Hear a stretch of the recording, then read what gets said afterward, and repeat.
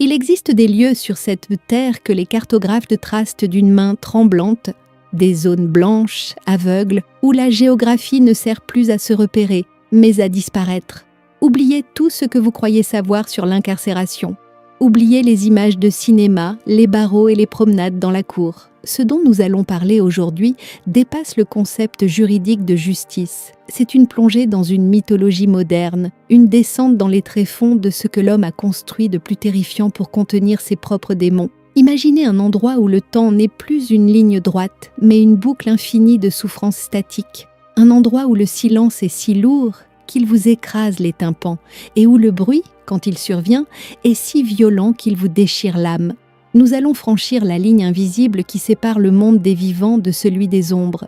En Russie, cette ligne a un nom. Elle s'appelle le régime spécial. C'est un archipel de béton, d'acier et de glace, dispersé sur les terres les plus hostiles de la planète, conçu pour une seule fonction, neutraliser ce que l'humanité a produit de plus sombre, les prédateurs absolus, les tueurs en série, les cannibales, les terroristes, les spectres d'un passé soviétique qui refuse de mourir. Mais derrière les portes d'acier, au-delà des légendes urbaines et des statistiques effrayantes, qui sont vraiment ces hommes? Et surtout, que devient l'esprit humain, cette mécanique fragile lorsqu'il est soumis à une pression environnementale et psychologique si intense que la réalité elle-même commence à se fissurer? Préparez-vous, nous partons pour un voyage sans retour vers le terminus de la conscience. Bienvenue dans l'ombre. Fermez les yeux un instant, sentez le froid. Pas celui d'un hiver urbain, pas celui qui vous fait frissonner en attendant le bus. Je parle d'un froid préhistorique, une entité vivante, vorace, qui cherche à entrer sous votre peau pour y éteindre toute chaleur. Nous sommes à Karp, au-delà du cercle polaire arctique, dans la région de Yamalo-Nenets. Ici, le thermomètre plonge régulièrement sous les -50 degrés Celsius. À cette température, l'air change de texture. Il devient solide. Chaque inspiration est une brûlure chimique, comme si vous avaliez du verre pilé. Vos cils gèlent instantanément. C'est ici, sur les rives de la rivière Sob, au milieu d'un désert blanc qui ressemble à la surface d'une lune morte, que se dresse la colonie pénitentiaire numéro 18. Son nom de code résonne comme un avertissement. Le hibou polaire. Pourquoi un hibou? Peut-être parce que c'est un prédateur silencieux qui voit tout dans la nuit. Et ici, la nuit peut durer 6 mois. L'approche de la prison est déjà une épreuve mystique, une rupture avec le monde réel. Le train depuis Moscou met 2 jours à traverser l'ossature gelée de la Russie, traversant des forêts de bouleaux qui semblent pétrifiées.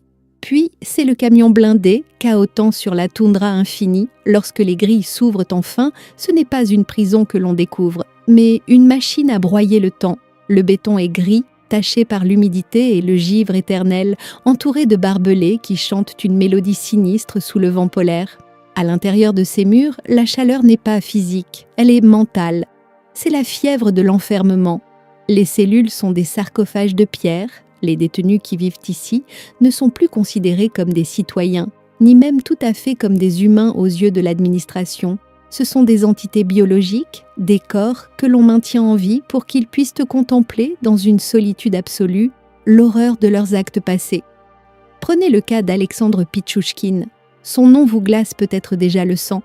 La presse l'a surnommé « le tueur de l'échiquier », un homme qui voulait transformer le meurtre en un jeu mathématique, remplissant chaque case d'un échiquier avec un cadavre. 60 morts, 60 vies éteintes pour satisfaire l'ego démesuré d'un seul homme. Lorsqu'il est arrivé ici, Pichouchkine était un dieu dans son propre esprit. Arrogant, provocateur, il regardait les caméras des journalistes avec un sourire de défi, promettant de tuer encore, de violer, de détruire s'il en avait l'occasion. Il se nourrissait de la peur des autres, il vivait pour ce regard d'effroi. Mais le hibou polaire possède un secret terrible. Il ne combat pas la violence par la violence, il la combat par le vide, il la combat par l'ennui absolu. Enfermé dans une cellule individuelle minuscule, Pichouchkine a été confronté à l'ennemi le plus terrifiant qui soit, lui-même. Plus de public, plus de victimes, plus de caméras. Juste le silence, juste le froid qui s'infiltre par les murs mal isolés, juste la lumière artificielle qui ne s'éteint jamais vraiment. Peu à peu, le dieu autoproclamé s'est effondré. Le masque de monstre charismatique est tombé. Aujourd'hui, ce n'est plus qu'une ombre voûtée qui murmure au gardien. Je préférerais mourir que d'être ici. C'est là le véritable mystère de ce lieu. Comment transforme-t-il le feu de la rage narcissique en une cendre froide et désespérée? C'est une chirurgie de l'âme, une lobotomie par l'environnement. Mais le hibou polaire abrite des ténèbres encore plus profondes, des abîmes que l'on peine à concevoir. Dans une autre cellule, recroquevillée comme un fœtus avorté, se trouve Nourpachi Koulaïev, le seul survivant du commando terroriste de Beslan, l'homme qui a participé au massacre de 333 personnes, dont 186 enfants, dans une école. Comment punir un homme responsable d'une telle atrocité? La mort serait trop douce, trop rapide, une échappatoire trop facile. La Russie a choisi une autre voie. Elle lui a construit une cage sur mesure, une boîte de métal et de béton où il ne peut ni s'étendre complètement, ni marcher. Il vit dans une contention perpétuelle. Imaginez la psychologie de cet homme. Il est haï par tout un peuple. Même les autres criminels de la prison, les tueurs en série et les violeurs, le méprisent et le tueraient s'ils le pouvaient. Il est le paria parmi les parias. Sa vie est une répétition mécanique de gestes contraints, sous l'œil impassible d'une caméra de surveillance. Il est seul avec les cris des enfants fantômes qui doivent hanter ses nuits sans sommeil. Ici, la vengeance de l'État n'est pas un acte unique. C'est un état permanent, une érosion géologique de l'être. À quelques kilomètres de là seulement, une autre silhouette se découpe dans le blizzard, une autre mâchoire de pierre prête à se refermer. Une statue de loup, gueule ouverte vers le ciel gris, garde l'entrée de la colonie IK-3. On l'appelle le loup polaire.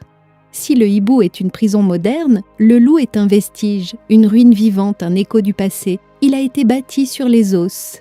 Littéralement, ce sont les prisonniers du goulag de Staline, les ex, qui ont creusé les fondations de cet endroit dans le permafrost à coups de pioche, mourant par milliers d'épuisements, de faim et de froid.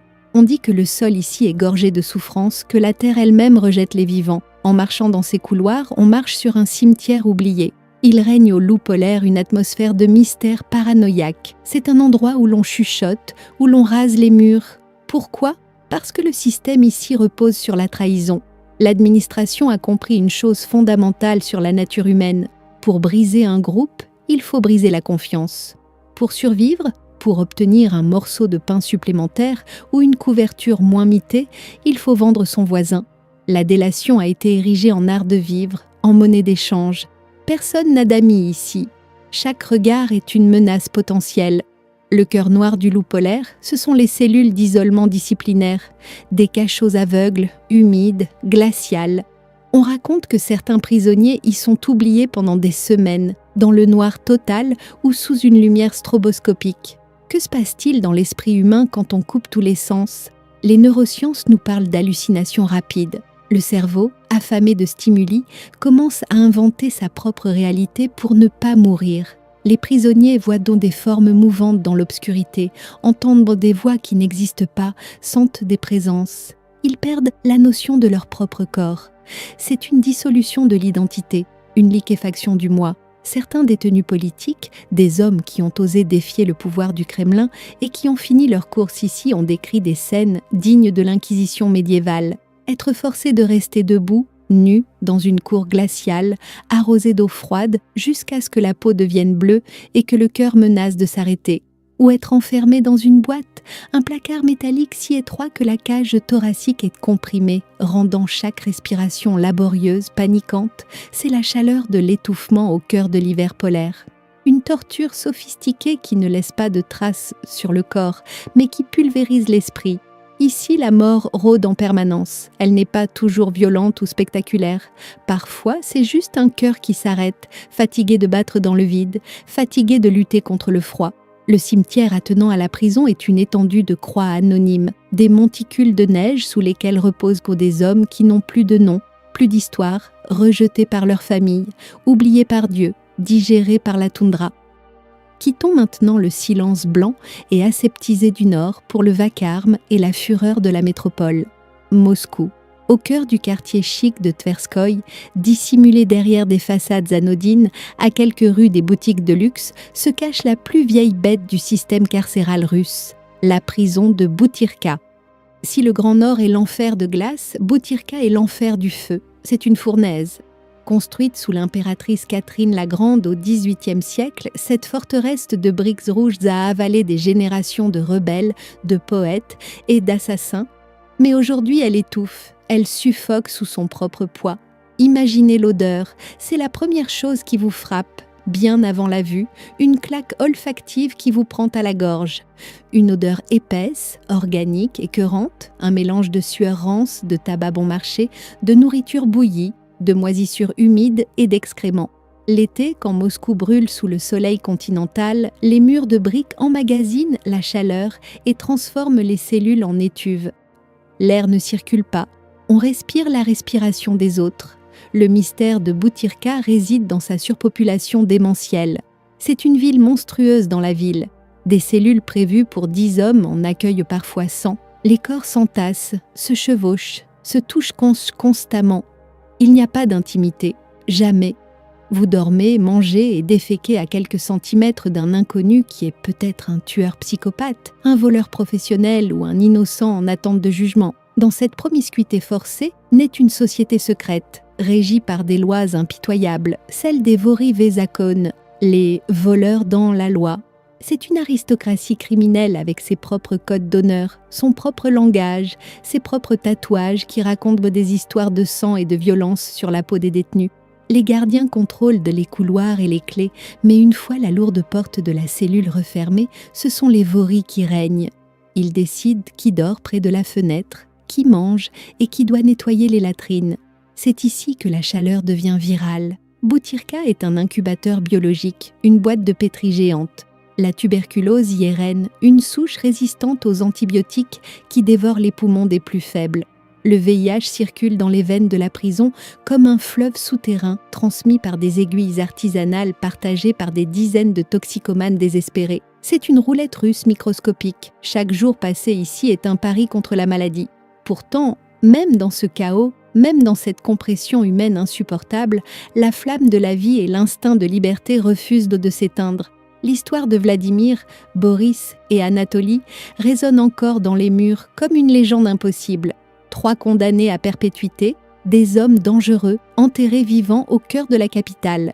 Avec une patience géologique, ils ont gratté le mortier des murs, creusé le sol avec des cuillères volées, défiant la surveillance constante, masquant le bruit et la poussière. Ils ont réussi l'impensable, percé le ventre de la bête et respiré l'air libre de Moscou. Leur cavale fut brève, leur retour brutal, mais leur acte pose une question obsédante. Quelle est la puissance réelle de l'instinct de liberté ? Est-il plus fort que la peur ? Plus fort que les murs de 3 mètres d'épaisseur ?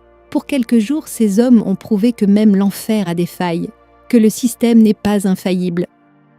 Nous repartons maintenant vers l'est, vers les forêts profondes et sombres de la région de Perm. Là-bas se trouve un lieu au nom faussement poétique, presque doux, le Cygne blanc. Ne vous y trompez pas, il n'y a aucune grâce ici, aucune beauté, seulement une rigidité cadavérique. Le mystère de ce nom vient d'un rituel, une chorégraphie grotesque imposée aux damnés. Pour se déplacer dans les couloirs de cette prison de haute sécurité, les prisonniers doivent adopter une position contre nature, le buste plié à 90 degrés, les bras menottés haut dans le dos, la tête relevée péniblement vers le ciel. Ils avancent ainsi, brisés, vulnérables, ressemblant vaguement à un cygne qui agonise. Pourquoi cette posture ? Pour désorienter, pour empêcher la course, mais surtout pour humilier, pour rappeler à chaque pas, à chaque mouvement douloureux que leur corps ne leur appartient plus, qu'il est la propriété de l'État. Le Cygne blanc est le royaume du silence absolu. Contrairement à la cacophonie humaine de Boutirka, ici le son est proscrit. Pas de télévision, pas de radio, pas de cris, pas de conversation entre cellules. Les murs sont blancs, immaculés, cliniques. C'est un hôpital psychiatrique inversé, conçu non pour guérir, mais pour maintenir la folie sous un couvercle hermétique. C'est ici que sont enfermés les monstres froids, les calculateurs. Dmitri Vinogradov, l'avocat brillant qui a abattu ses collègues, avec un calme terrifiant parce qu'une femme l'avait rejeté. Dmitri Karimov, le violeur brutal. Ces hommes vivent dans une bulle temporelle étanche. Ils n'ont aucun contact avec le monde extérieur. Ils ne savent même pas si l'Union soviétique existe encore, qui est président, si Internet a changé le monde ou si leur famille est encore en vie. Ils sont figés dans l'ambre. l'administration emploie des psychologues, non pas pour les aider à aller mieux, mais pour sonder les abysses de leur cerveau. Ils étudient ces hommes comme des spécimens de laboratoire rares. Que se passe-t-il dans la tête d'un tueur quand il n'a plus rien à tuer ? La réponse est effrayante. Il s'ennuie, un ennui cosmique, dévorant, vertigineux. Certains passent donc des heures à fixer un point précis sur le mur blanc, perdus dans des rêveries que nous n'osons pas imaginer. Sont-ils hantés par les visages de leurs victimes ? Ou regrettent-ils simplement de ne plus pouvoir faire le mal, de ne plus avoir de pouvoir ? Le signe blanc est la preuve vivante que l'on peut tuer un homme sans arrêter son cœur. On peut effacer sa personnalité, couche par couche, année après année, jusqu'à ce qu'il ne reste qu'une coquille vide qui marche en position de cygne dans des couloirs immaculés. Enfin, nous arrivons au bout du voyage, à la frontière du Kazakhstan, là où la steppe rencontre l'infini. Voici le dauphin noir. Si les autres prisons sont des lieux de punition, le dauphin noir est un lieu de culte, un culte inversé dédié à la cruauté nécessaire. La statue noire de dauphin à l'entrée, sculptée par les prisonniers eux-mêmes, ressemble à une idole païenne. C'est ici que la Russie enferme ceux qu'elle ne peut pas définir autrement que comme des démons. Cannibales, pédophiles, tueurs de masse, c'est la plus forte concentration de malveillance pure au mètre carré sur la planète. Environ 700 détenus, responsables à eux seuls de plus de 3500 meurtres. Pesez ce chiffre, 3500 vies volées. Ici, la sécurité n'est pas une mesure administrative, c'est une obsession. C'est une paranoïa d'État. Les cellules sont des cages construites à l'intérieur de pièces blindées. 3 grilles d'acier successives séparent les gardiens des détenus. Pourquoi ? Parce que ces hommes sont dangereux, même enchaînés, même vieux, même malades. Ils sont imprévisibles, rusés, désespérés. Le mystère du dauphin noir réside dans la désorientation spatiale totale. Lorsqu'un prisonnier est extrait de sa cellule pour une rare raison, on lui bande les yeux. Il est guidé par des gardiens armés et des chiens courbés en deux, aveugles. Il ne doit jamais, au grand jamais, voir le plan de la prison. Il ne doit jamais savoir où est la sortie, où est le ciel, où est le nord, où est le sud. Il vit dans un labyrinthe mental sans issue. La lumière ne s'éteint jamais. 24 heures sur 24, des néons crépitants éclairent la misère humaine. Il est interdit de s'asseoir sur le lit pendant la journée, interdit de fermer les yeux. Les gardiens passent à nez toutes les 15 minutes. Chaque quart d'heure, la vie du prisonnier est scrutée, analysée, vérifiée. Il n'y a pas de répit, pas d'intimité. Imaginez Vladimir Nikolaïev. Un homme qui a tué, démembré et mangé ses victimes, allant jusqu'à offrir de la chair humaine à ses amis en la faisant passer pour de la viande exotique de kangourou. Aujourd'hui, ce cannibale est un vieillard. Il rit face aux caméras des rares documentaristes autorisés. Il raconte ses crimes avec une jovialité qui retourne l'estomac. A-t-il des remords ? Aucun. C'est là toute l'horreur. Le dauphin noir ne crée pas la rédemption. Il ne fait que contenir la bête, il l'empêche de mordre à nouveau. Les repas sont un rituel immuable et dégradant. La soupe est servie à travers une fente dans la porte. Le prisonnier doit tendre ses mains d'une manière spécifique, comme une offrande, comme un animal dressé. Tout est codifié pour briser l'ego, pour transformer l'individu en automate obéissant. Tu n'es rien, disent les murs. Tu es un numéro, une statistique, un déchet biologique que nous gardons en vie par pure obligation légale. Personne ne s'évade du dauphin noir. La seule façon de sortir, c'est dans un sac en plastique noir, direction le cimetière anonyme, marqué de simples piquets de bois numérotés. C'est le terminus, l'endroit où l'espoir vient pour mourir. Alors que nous quittons ces lieux maudits, que nous laissons derrière nous les murs de barbelés pour retrouver l'immensité indifférente de la toundra ou le tumulte de la ville, une question brûlante nous reste en gorge, un goût de cendre. Qu'avons-nous vu réellement ? Nous avons vu des monstres, certes, des hommes qui ont commis l'irréparable, qui ont déchiré le tissu de l'humanité, qui ont fait saigner le monde. Mais nous avons vu autre chose. Nous avons vu le reflet de notre propre justice. Pour combattre ces monstres, nous avons dû construire des monstres de pierre, de béton et d'acier. Nous avons dû inventer des tortures froides, administratives, scientifiques. Nous avons créé des lieux où l'humain est systématiquement déconstruit, privé de sens, de temps, d'espace, de dignité. Est-ce que le tueur de l'échiquier mérite de geler lentement dans le noir ? Est-ce que le cannibale Nikolaïev mérite de perdre la raison sous les néons ? La réponse viscérale, celle qui vient du ventre, de la colère, est oui, 1000 fois oui, pour les victimes, pour les enfants de Beslan, pour les femmes du parc Bitsa. Ils méritent pire encore. Mais il reste ce mystère, cette inquiétude sourde qui ne nous quitte pas. En regardant trop longtemps dans l'abîme, comme le disait Nietzsche, l'abîme commence à regarder en nous. Ces prisons sont des miroirs. Elles nous montrent jusqu'où nous sommes prêts à aller pour nous protéger. Elles sont la frontière ultime, barbare et nécessaire de notre civilisation. Dans le silence glacé de l'Arctique ou dans la chaleur moite de Moscou, des hommes attendent la mort. Ils ne sont plus tout à fait vivants, pas encore tout à fait morts. Ils sont suspendus dans le néant. Et quelque part, dans la nuit polaire, le vent continue de hurler, indifférent aux crimes des hommes et à leur châtiment. C'est l'archipel de glace, et il ne fondra jamais.